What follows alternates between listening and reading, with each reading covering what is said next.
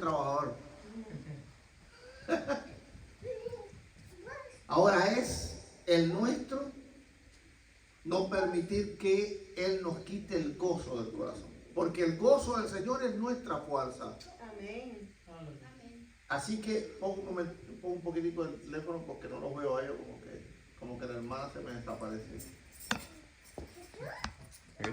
Ahí. Sí. Hoy vamos a hablar del nuevo pacto.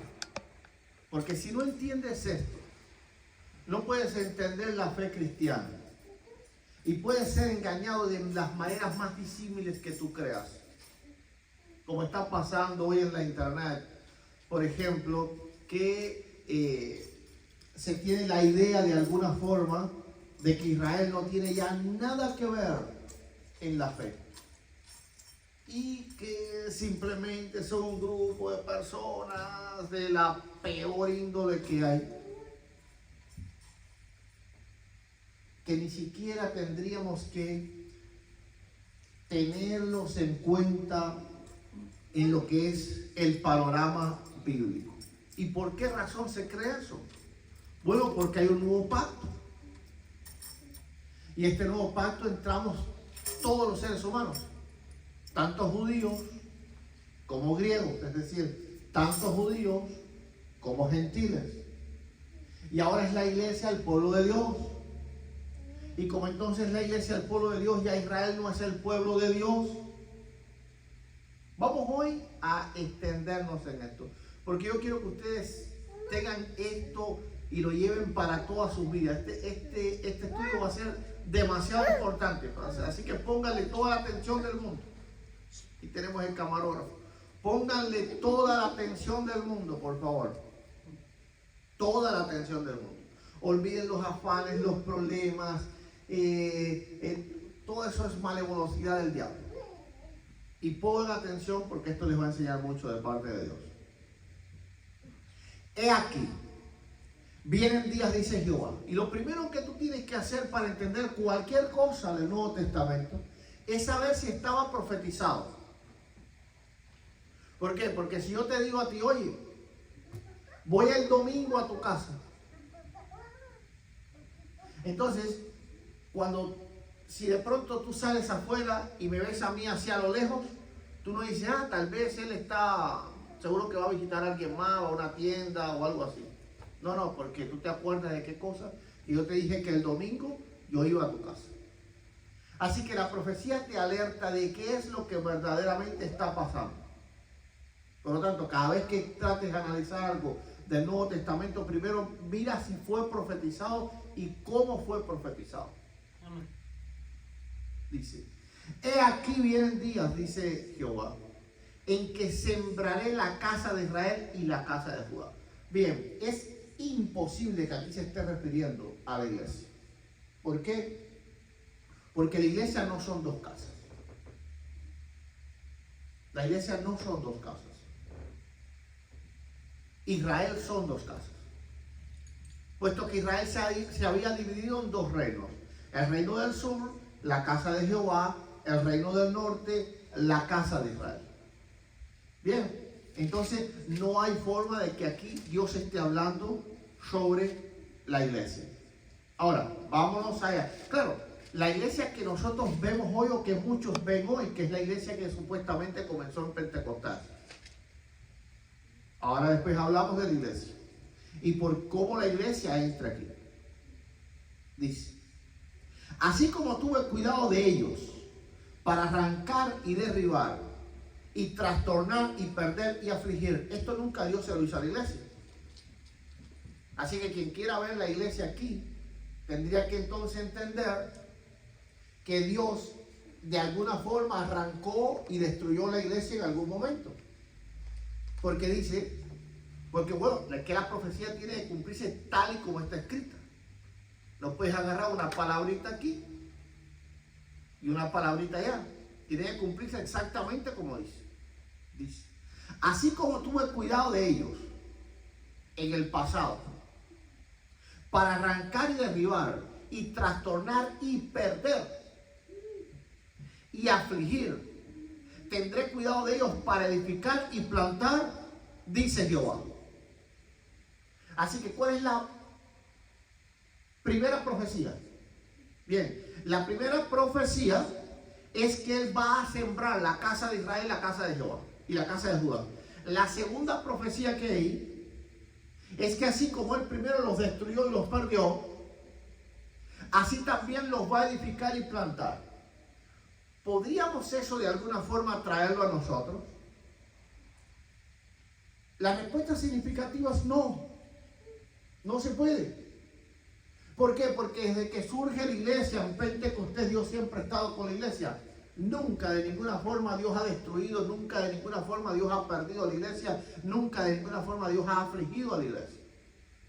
La iglesia ha sido afligida por el mundo, la iglesia ha sido afligida por el diablo, la iglesia ha sido afligida por las tribulaciones, por nuestros propios errores, por los propios errores de la iglesia, pero nunca de parte de Dios, nunca.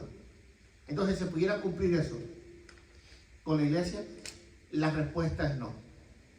En aquel día no dirán más, los padres comieron las uvas agrias y los dientes de los hijos tienen la dentera. Y esto es importante también. Importante también. Porque parte del cristianismo culpa a Israel por sus pecados pasados. Esos fueron los que asesinaron a Cristo, y esos fueron los que hicieron esto, y esos fueron los que en el Antiguo Testamento mataron a los profetas. Pero ¿qué es lo que está profetizado? Porque hasta ese momento Dios les juzgaba por la maldad de sus padres. Ezequiel también, en el capítulo 18, profetiza el nuevo pacto. Porque tanto Ezequiel como Jeremías profetizan hacia el futuro. Ezequiel dice, no se dirá más ya como hay un refrán en Israel, los hijos comieron las uvas agrias y los padres tienen la dentera. Sino que cada cual morirá por su pecado. Entonces dice, en aquellos días no dirán más, los padres comieron las uvas agrias y los dientes de los hijos tienen la dentera. Sino que cada cual morirá por su propia maldad. Los dientes de todo hombre que comiera las uvas agrias tendrá la dentera. Así que si bien Israel en el siglo I no recibió al Señor, eso no quiere decir de ninguna forma que fue desechado. Porque si Israel fue desechado porque aquella generación negó a Dios, entonces esta profecía es falsa. Porque esta profecía dice que Dios no juzga a las generaciones por lo que hacen sus padres. Amén, gloria a Dios. Que Dios juzga a las generaciones por lo que hacen las generaciones. Entonces, ¿cómo entonces Dios va a haber desechado a su pueblo porque una generación de su pueblo le falló? La Biblia dice que no. Ahora, vamos a ver qué dice el verso 31. He aquí vienen días, dice Jehová, en los cuales haré un nuevo pacto con la casa de Israel y con la casa de Judá. Nota que hay dos casas aquí. Hay dos casas aquí. Está la casa de Israel y está la casa de Judá. ¿Y con quién Dios hace el pacto? Con la casa de Israel y con la casa de Judá. Pero espérate, en el momento que Dios hace el pacto, los gentiles todavía no habían entrado. Porque los gentiles entran al pacto después de que los judíos no creen. Pablo dice, por la incredulidad de ellos. Por la incredulidad de ellos. Pero ¿a quién vino Cristo? ¿Y con quién hizo el pacto él? Los judíos. Él dijo, yo he sido enviado a la casa de Israel. Jesús no vino, no hay pacto de Jesús con los gentiles. El pacto de Jesús con los gentiles, eso no existe. Ahora, los gentiles entran al pacto que Él hizo con Israel. Aleluya. Aleluya, gloria a Dios. Los gentiles entran al pacto que Jesús hizo con Israel. Amén. Ahora entonces, ¿cómo Dios va a hacer un pacto con Israel si ese pueblo no tiene nada que ver? ¿Cómo Dios sabiendo todo? Porque Jesús sabía que lo iban a negar. ¿Por qué Jesús iba a hacer un pacto con un pueblo que a los 3 días después de haber hecho el pacto, entonces ese pueblo queda completamente descartado y no sirve para nada? Bueno, eso niega enfáticamente la Escritura. Niega enfáticamente la Escritura. Porque dice la palabra del Señor: he aquí vienen días, dice Jehová, en los cuales haré un nuevo pacto, es decir, un pacto renovado. ¿Con quién? Con la casa de Israel y con la casa de Judá. ¿Con quién hizo el pacto el Señor? Con Israel y con Judá. El Señor no hizo el pacto con los gentiles. Ahora, entonces dice: no, pero es que los gentiles somos parte del pacto. Es que los gentiles siempre han sido parte del pacto. ¿Por qué? Porque en el Antiguo Testamento y en el Antiguo Pacto los gentiles también podían entrar al pacto. Esto no es nada nuevo. Ruth era moabita. Rahab era de Jericó. No sé cómo se llamaban los jericoenses. Entonces, entrar al pacto no era algo nuevo. Siempre el pacto estuvo abierto para todos. Pero Dios hace el pacto con alguien. Y ese alguien entonces los representa a todos. Dios hizo el pacto con Abraham. Dios hizo el pacto con Noé. Dios hizo el pacto con Abraham. Dios hizo el pacto con Moisés.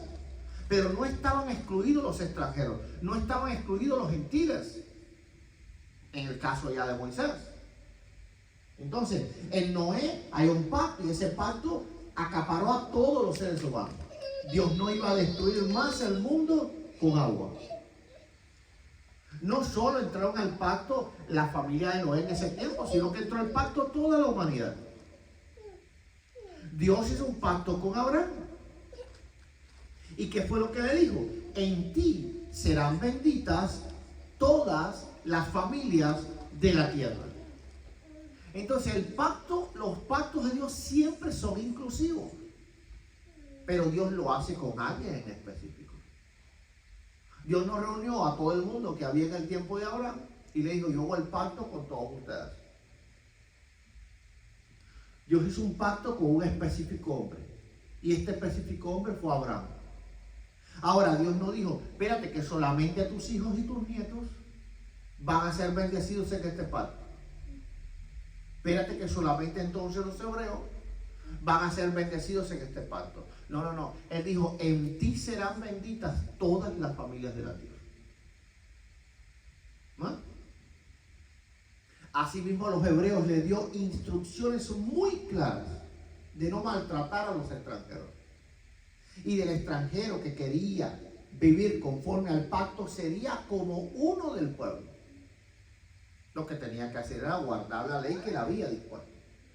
Si el extranjero guardaba la ley que él había dispuesto, entonces el extranjero era parte del pueblo. Por lo tanto, esto no es un invento o una innovación del nuevo pacto. Esto es algo que Dios ha hecho siempre a lo largo del tiempo. En Dios no hay mudanza ni sombra de variación. Dice: no como el pacto que hice con sus padres el día que tomé su mano para sacarlo de la tierra de Egipto, porque ellos invalidaron mi pacto, aunque yo fui un marido para ellos, dice Jehová. Es decir, este pacto era imposible de ser invalidado. ¿Por qué? Porque no era un pacto que se iba a hacer con sangre de animales. Era un pacto que se iba a hacer con su propia sangre, con la sangre de Cristo. Y ese pacto era imposible de ser invalidado. Pero este es el pacto que haré, vuelvo y repito, con la casa de Israel. Después de aquellos días, dice Jehová, daré mi ley en su mente y la escribiré en su corazón y será ellos por Dios y ellos me serán por pueblo. Amén. Ahora, cuando Pablo dice Dios no ha desechado a su pueblo, y cuando Pablo dice Dios no ha desechado a su pueblo, es porque todavía es pueblo. Gloria a Dios. Así mismo es. Porque Pablo dice Dios no ha desechado a su pueblo. Su es un posesivo, es un pueblo de Dios. Es un pueblo de Dios. Entonces, ¿cómo es que Dios desechó a su pueblo? Si Pablo dice en Romanos 11 a partir del verso primero que Dios no desechó a su pueblo. Ahora, noten que dice a partir en Romanos capítulo 11 a partir del verso 26 que todo Israel será salvo. ¿A qué se refiere el apóstol Pablo? Exactamente a Jeremías capítulo 31. Claro, Pablo sabía que Dios era fiel. Y Pablo sabía que Dios cumple las promesas. Que Dios no le promete ahora algo a Isaías y después dice, no, yo no quiero hacer Isaías. Se lo voy a dar. Dios es fiel. Pues no es así. No es hombre para que mienta, ni hijo hombre para que se arrepienta. Que conoce todo el futuro. Cuando él hace un pacto con alguien, que sabe que ese alguien va a fallar. Número 23, Señor. ¿O acaso Dios dijo, mira, falló Israel y yo no me sabía eso? Ahora entonces tengo que darle la promesa a otro. Pues no funciona Dios de esa forma. Porque él no es hombre para que mienta, ni hijo de hombre para que se arrepienta. Dice, pero este es el pacto que haré con la casa de Israel después de aquellos días, dice Jehová. Daré mi ley en su mente y la escribiré en su corazón. Y yo seré a ellos por Dios y ellos me serán por pueblo. Es decir, todo Israel será salvo. Eso es de lo que habla el apóstol Pablo. Dice, y no enseñará más ninguno a su prójimo, ni ninguno a su hermano, diciendo, conoce a Jehová, porque todos me conocerán, desde el más pequeño hasta el más grande, dice Jehová, porque yo perdonaré. Escucha esto, noten que él está hablando de alguien que pecó contra él. Los gentiles nunca pecaron contra él porque los gentiles nacieron en pecado.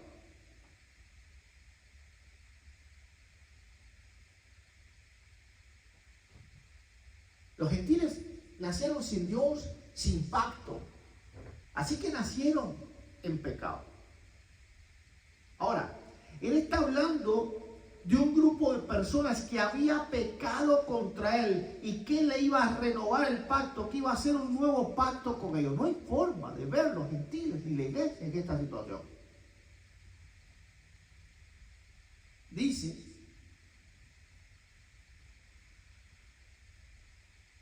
porque yo perdonaré la maldad de ellos y no me acordaré más de su pecado.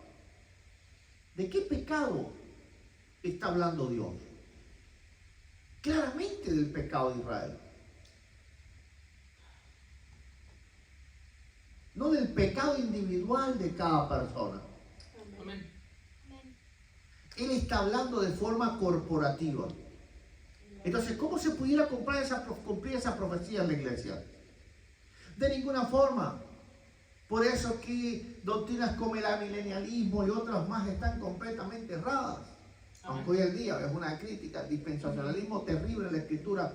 Realmente el dispensacionalismo es la única doctrina escatológica que respeta la profecía del Antiguo Pacto y del Antiguo Testamento. Todas las demás se la vuelan. Literalmente tienen que votar Jeremías, tienen que votar Isaías, tienen que votar Ezequiel. Porque Jeremías está profetizando de alguien que había pecado contra Dios y que Dios iba a perdonar la maldad de ellos, no se iba a acordar más de su pecado. Así ha dicho Jehová, que da el sol para luz del día, las leyes, de la luna y de las estrellas para luz de la noche, que parte el mar y braman sus ejércitos. Jehová de los ejércitos es su nombre. Escuchen esto para que vean que habla de Israel. Si faltaren estas leyes, es decir, las leyes del sol y de la luna, delante de mí, dice Jehová, también la descendencia de Israel faltará para no ser nación delante de mí eternamente. ¿Cómo vas a decirme que Israel no tiene nada que ver. Si el propio Dios dice que primero tienen que desaparecerse el sol y la luna, y yo espero que si tú salgas allá afuera está la luna ahí. Amén. Y todos los días cuando salgo ahí está el sol. Y nota que está hablando de Israel. Si faltaren estas leyes delante de mí, dice Jehová, también la descendencia, por lo tanto está hablando genéticamente, de Israel faltará para no ser nación delante de mí eternamente. Así ha dicho Jehová, si los cielos arriba no se pueden medir y explorarse abajo los fundamentos de la tierra, también yo desecharé toda la descendencia de Israel por todo lo que hicieron, dice Jehová. Aquí vienen días, dice Jehová, en que la ciudad será edificada a Jehová desde la torre de Anael hasta la puerta del ángulo, y saldrá más allá del cordel de la medida delante de él sobre el collado de Gareb, y rodeará a Joab. Es decir, que él los había desechado y ahora renueva el pacto con ellos. Y que de ninguna forma la descendencia de Israel va a faltar delante de él. Entonces, ¿por qué es que dice que Israel no tiene nada que ver si Dios dice clarísimamente?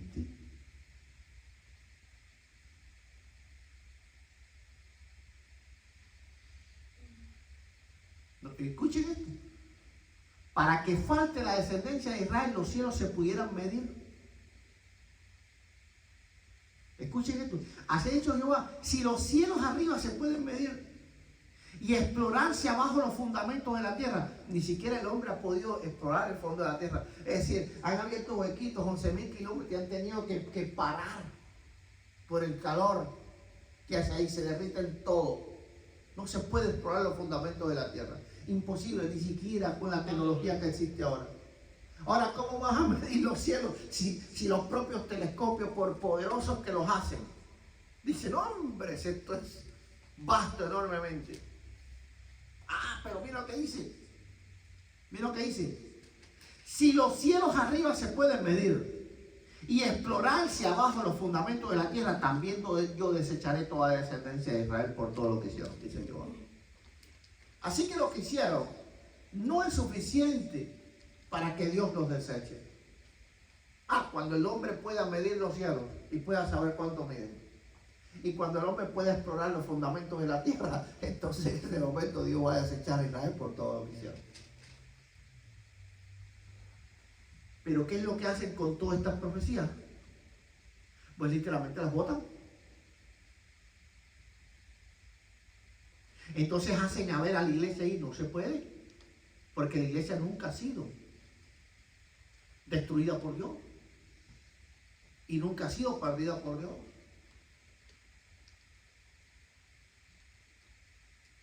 Los que fueron destruidos y los que fueron perdidos, los que fueron desechados entre las naciones, hasta el día de hoy todavía tienen problemas en el pueblo de Israel. No pudieras tú suplantar a Israel por la iglesia. Entonces estas cosas no se las enseñan. Ahora, vámonos al Nuevo Testamento.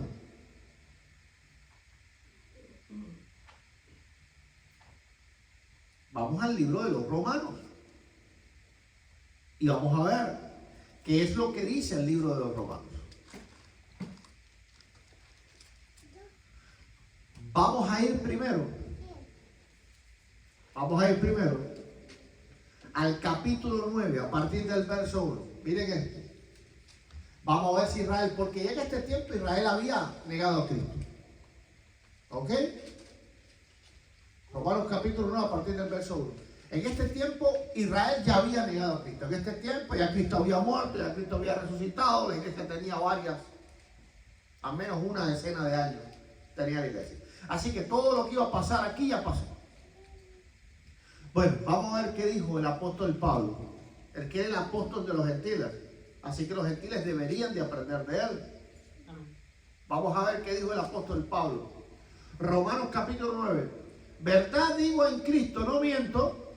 Así que miren, por algo él hizo Por algo el Espíritu de Dios dijo, oye, esto no es mentira. Mentira es lo que les están enseñando a ustedes. Verdad digo en Cristo, no miento. Y mi conciencia me da testimonio en el Espíritu Santo. Que tengo gran tristeza y continuo dolor en mi corazón porque deseara yo mismo ser anatema, separado de Cristo, por amor a mis hermanos, los que son mis parientes según la carne. Así que, ¿de qué estaba hablando? ¿De los judíos que eran creyentes? ¿De Juan? ¿De Jacobo? No, estaba hablando de los judíos que no habían creído. Estaba hablando de los judíos que eran anatemas. Entonces, ¿de qué judíos estaban hablando? No estaban hablando de los judíos creyentes que eran parte de la iglesia. Estaban hablando de los judíos incrédulos. Porque él deseaba ser anatema por causa de ellos, porque los amaba mucho. Así que para él estar unido a ellos tendría que estar separado de Cristo. Esto era algo que no ocurría con los cristianos. Bien. Dice que son israelitas, de los cuales son. Ahí está en presente, no de los cuales fueron, no de los cuales eran, de los cuales son. Vamos a ver qué dice Pablo que tienen los judíos que no creen en Cristo. Vamos a ver qué Pablo dice que ellos tienen. De los cuales son la adopción. Así que Dios está esperando para adoptarlos. La gloria, el pacto. ¿Cuál pacto? ¿El viejo? No, el nuevo. Porque lo dice Jeremías 31:31. Porque la adopción es en el nuevo. Es cuando somos adoptados los creyentes como hijos. ¿Ok? La gloria, el pacto, la promulgación de la ley, el culto y las... ¿Qué dices? Promesa. No que ya Israel no tenía las promesas y ahora las tiene la iglesia. No. La iglesia tiene también ahora las promesas, pero no se fue quitada de Israel. Porque ahí dice que de ellos son las promesas. Amén. No, eran las promesas. Una vez fueron las promesas.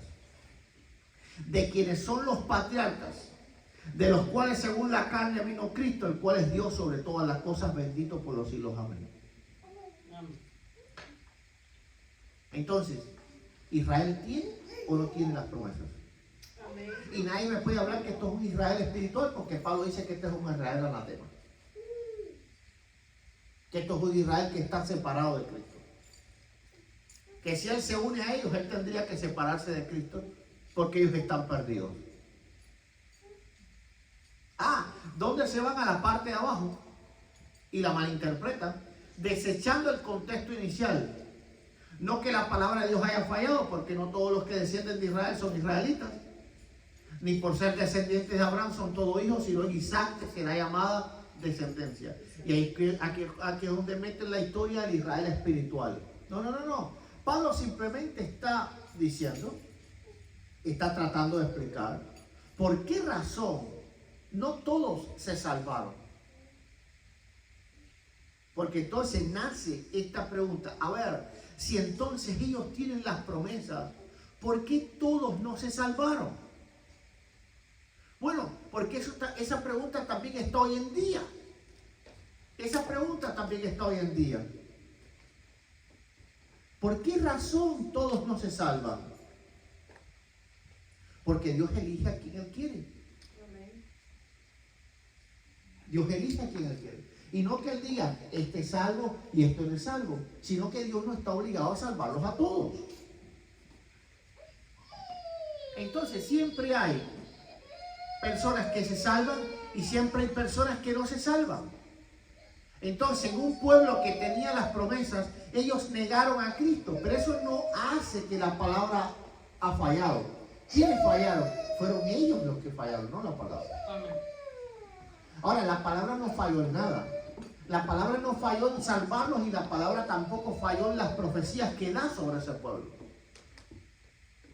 Ambas cosas son ciertas. Dios no está obligado a salvar a nadie si no cumple con las expectativas que Él pone. Y Él dijo claramente cómo podían salvarse. Aceptando a Cristo. Porque no hay otro nombre dado a los hombres en quienes podamos ser salvos.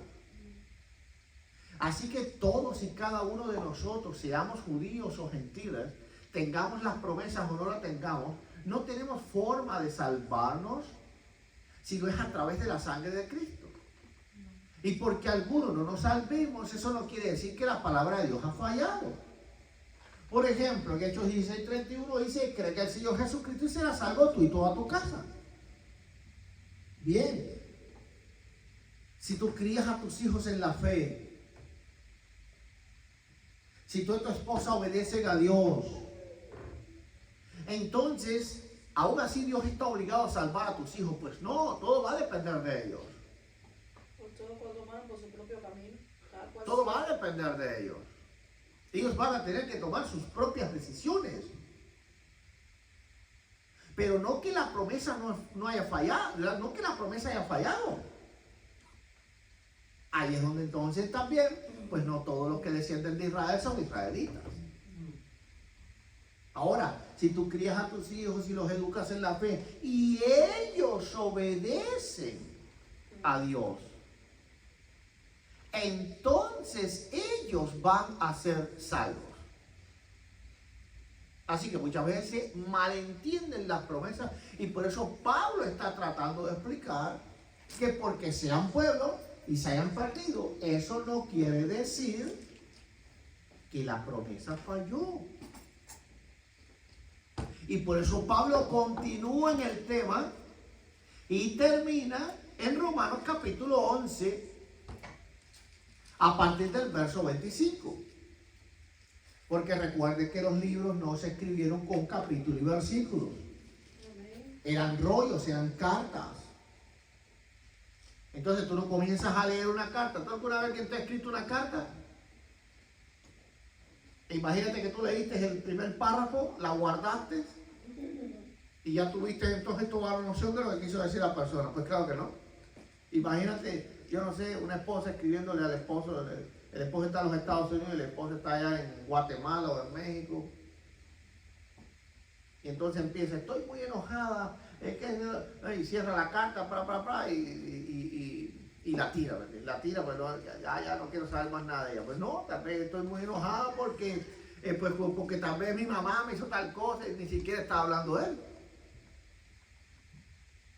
Entonces hay que ver cómo termina la carta.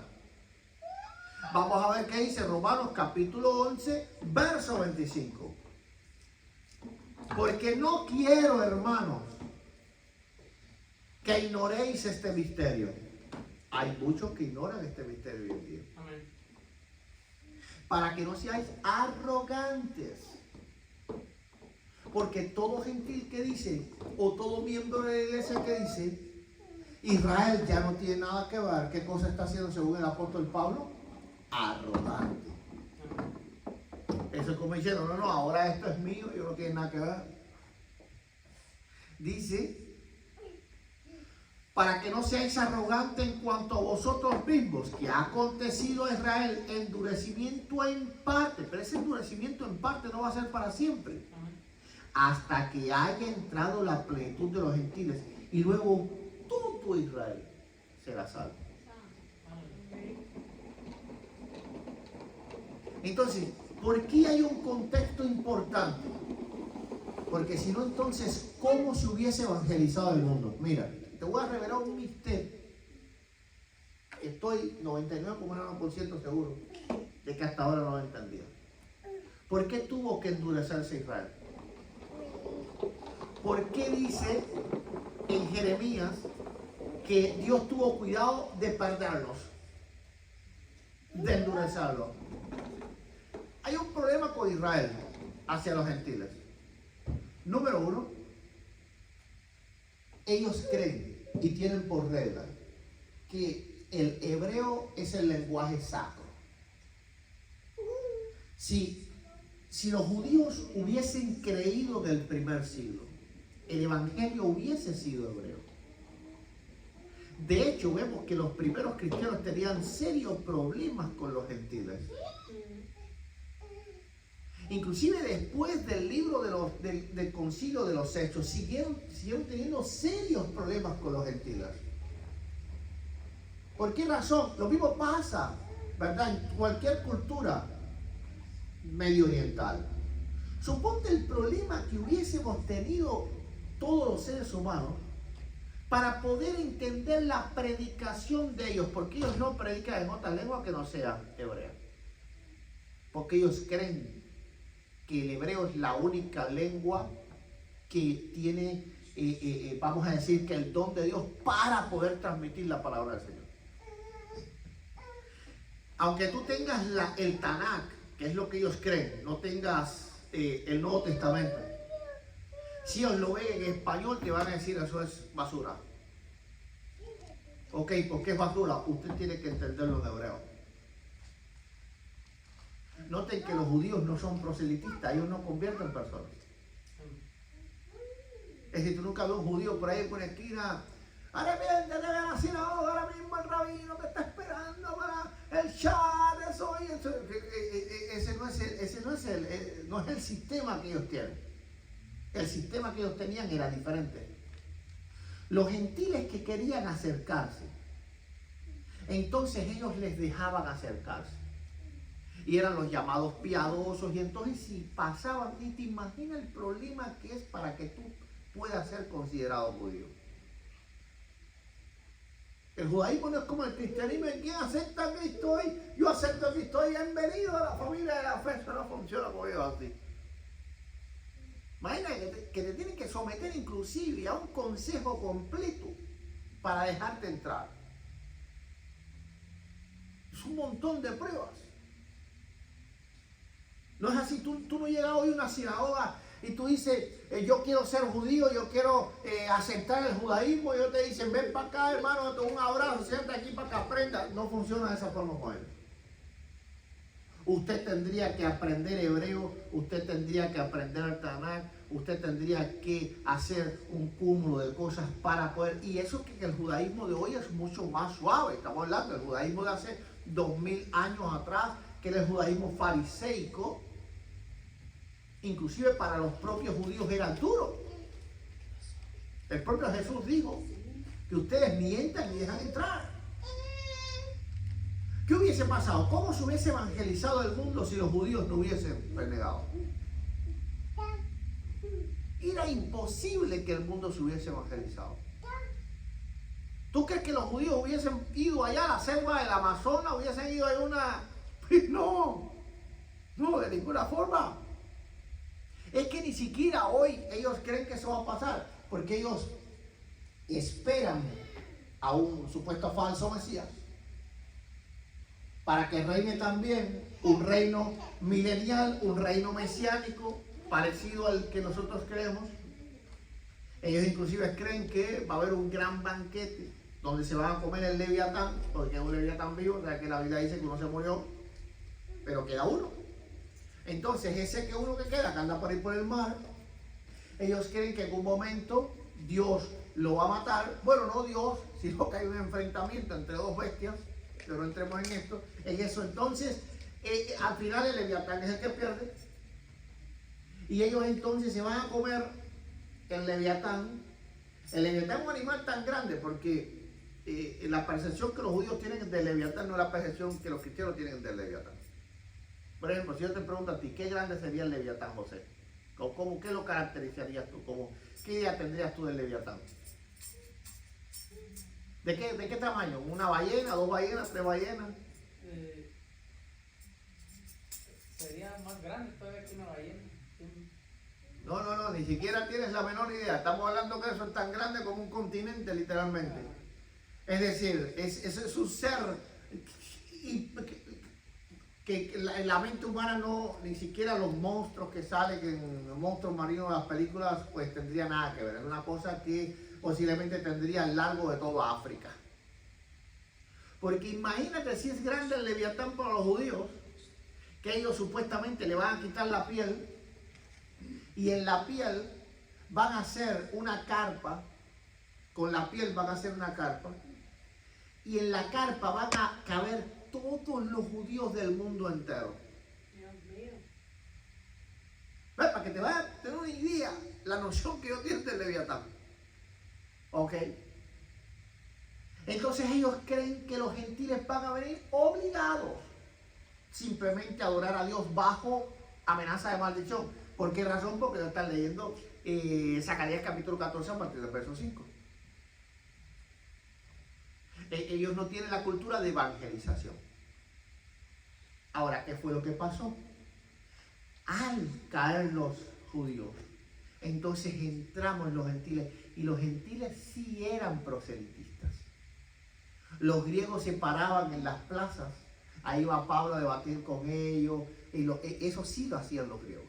Los filósofos se paraban en las plazas, las escuelas filosóficas se paraban en las plazas y predicaban. Los gentiles sí eran proselitistas.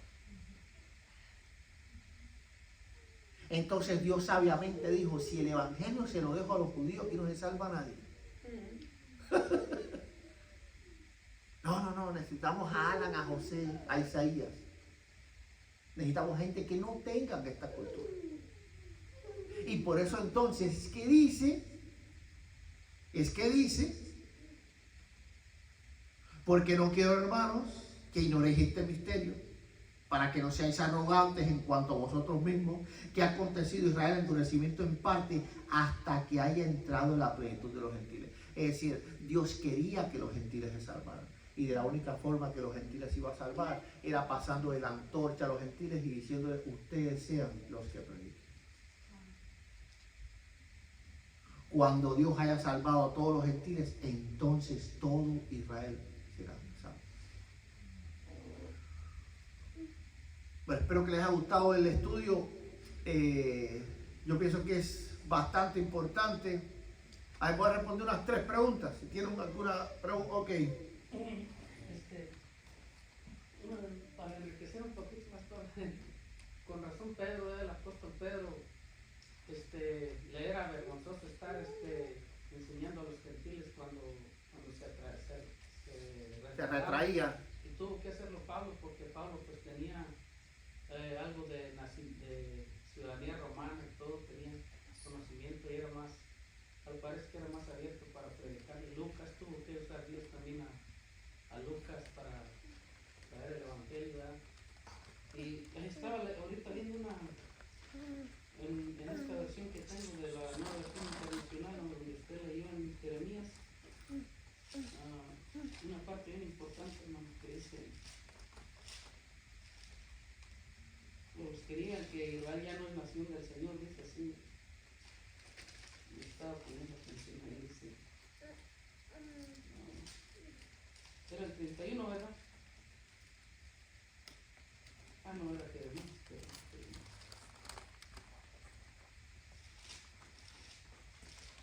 en esta versión dice un poco más, más claro, que todavía el Señor los tiene como nación, dice así. Le voy a leer del 35, dice así, dice el Señor, cuyo nombre es el Señor Todopoderoso, quien estableció el sol para alumbrar el día, y la luna y las estrellas para alumbrar la noche, y agita el mar para que rujan sus olas. Si alguna vez fallaran estas leyes, afirma el Señor, entonces la descendencia de Israel ya nunca más sería mi nación especial. Imagínense. Y los que niegan que Israel es Y vemos que el sol y la luna están ahí. Gloria a Dios. Su versión decía, ya no sería nación, pero aquí dice mi nación especial, que es exactamente lo que el Señor escogió. ¿Alguna pregunta tienen? ¿Tienen alguna pregunta? No. Está bueno. Bueno, estaba como 10,000, pero toda la Biblia. Una aunque sea, 1 o 2. Estoy con el Nuevo Testamento ahorita, estudiando Mateo. Entonces preguntaría por la otra Mateo. Dale, suelta la pregunta de Mateo. Una de tantas. ¿Mateo qué?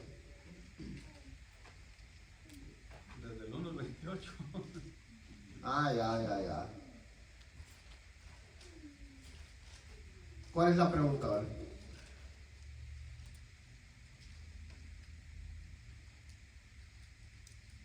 ¿Tema de genealogía o del nacimiento ya de Cristo? No, más que todo son... Bueno, es que tengo alguna... O la virginidad perpetua.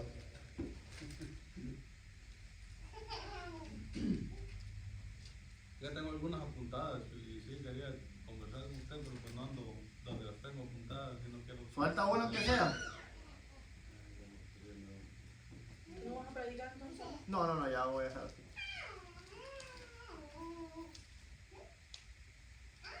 No encuentro una contarlo ahorita.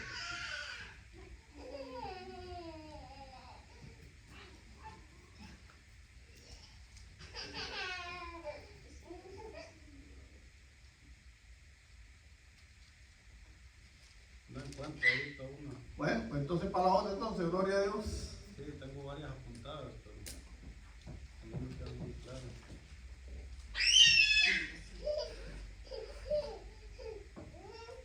No, le dejo el paso a mi esposa.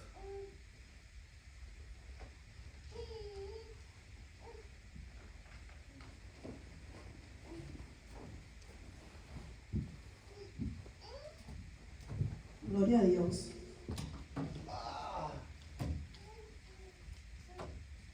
Gloria a Cristo. Pues allí vamos a buscar en Juan capítulo 12. Juan capítulo 12.